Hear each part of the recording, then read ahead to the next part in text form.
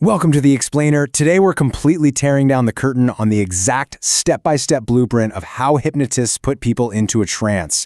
If you've ever watched a stage hypnotist or some street performer and thought, wow, that's got to be mystical magic, or maybe even, okay, that's definitely a stage trick, well, you are in for a treat. Because today we're looking at the actual source material that proves hypnosis is really just a highly systematic, reproducible process. It's literally a set of instructions, a blueprint. And when you follow the steps correctly, it works. Let's just jump right in. So, let's start by asking the single most important question, the one that novices almost always get wrong. What is the actual missing piece to making this work every single time? For years, people have tried to learn hypnosis by just, obsessing over that dramatic moment where someone snaps their fingers and yells sleep. But if you just walk up to someone on the street and do that, it's absolutely going to fail. That's because the induction itself, that's not the secret. The real secret lies in what happens before the induction even begins. Here's the exact blueprint we're going through today. 1. The pre-frame. 2. Induction and deepening. 3. The 3 levels of trance. 4. Stacking the suggestions. And 5. Waking up better. All right, step 1, the pre-frame. Listen, the crucial point to understand here is that the hypnosis actually begins during this exact phase. The pre-frame is what primes the mind. We're talking about the initial approach, the casual conversation, and the really subtle instructions you give before you even attempt to formally hypnotize the subject. If you want to hypnotize anybody, literally anybody, you have to understand that the groundwork is laid right here. You are actively setting up a dynamic where the subject's mind is totally prepared to follow your instructions without any resistance. And this actually builds into a really systematic checklist. You don't just jump in. You start with a friendly approach, right? Like, hey, how are you? Would you like to be hypnotized? And once you get that permission, you immediately start running what are called compliance tests. You casually ask them to put their feet together. Why? Well, it seems super simple, but it actually confirms they're listening and willing to follow a basic physical command. Then, you physically check their arm. You lift it up just to see if there's any tension. You want that arm to be completely loose, like butter or a wet noodle. If you drop it and it just falls totally limp, that shows there's no tension and they are primed to go into a trance. But if they resist, they aren't ready yet. Now here's a massive misconception we've got to clear up. Look at this explicit instruction. When I say the word sleep, you're not actually going to sleep. You literally have to tell them this during the pre-frame. A lot of people think hypnosis is like literal sleep. It's not. If you were actually asleep, you wouldn't be able to hear the hypnotist's commands, right? We just use the word sleep because it gives the subject's mind a really clear instruction to instantly relax their body and close their eyes.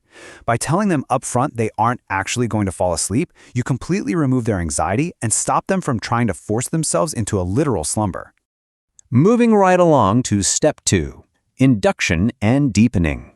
The source material strictly emphasizes a huge rule about timing here.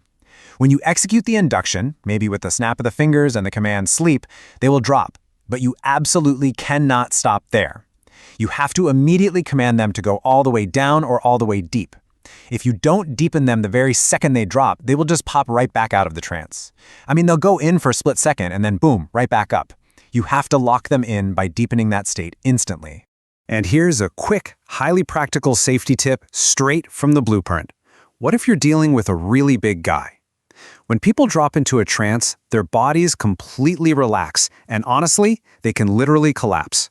So if you're standing up and you know you can't physically support their weight, you simply suggest to them during the pre-frame that their feet are cemented or totally glued to the floor. You tell them they'll remain standing on their feet before you induce them. It's such a fascinating way to use suggestion purely for physical safety. Okay, step 3, the 3 levels of trance.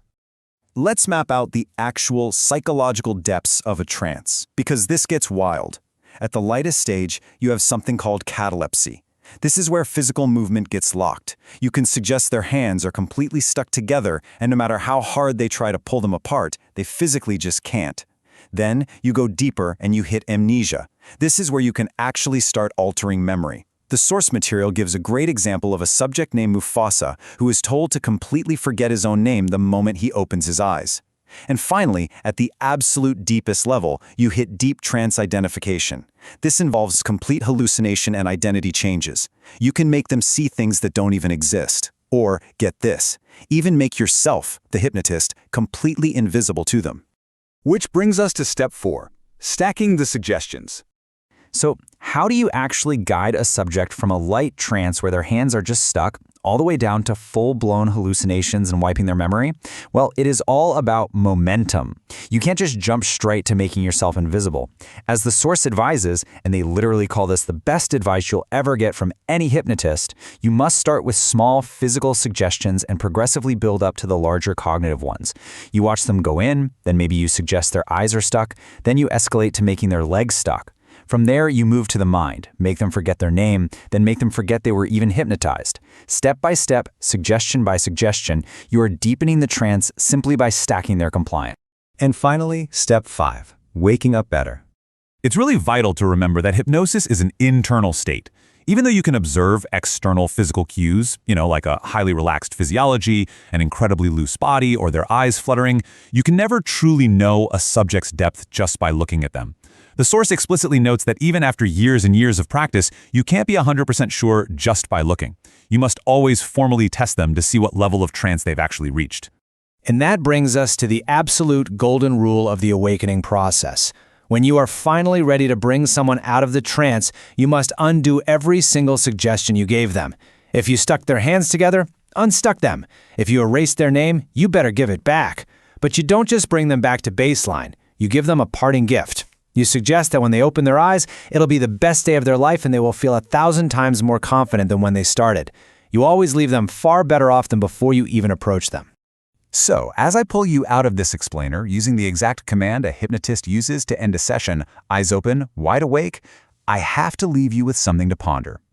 Knowing now that suggestion is really just a series of carefully stacked instructions that our minds naturally want to follow, how awake do you actually feel right now? In your day-to-day life? Or are you, perhaps, just waiting for the next suggestion?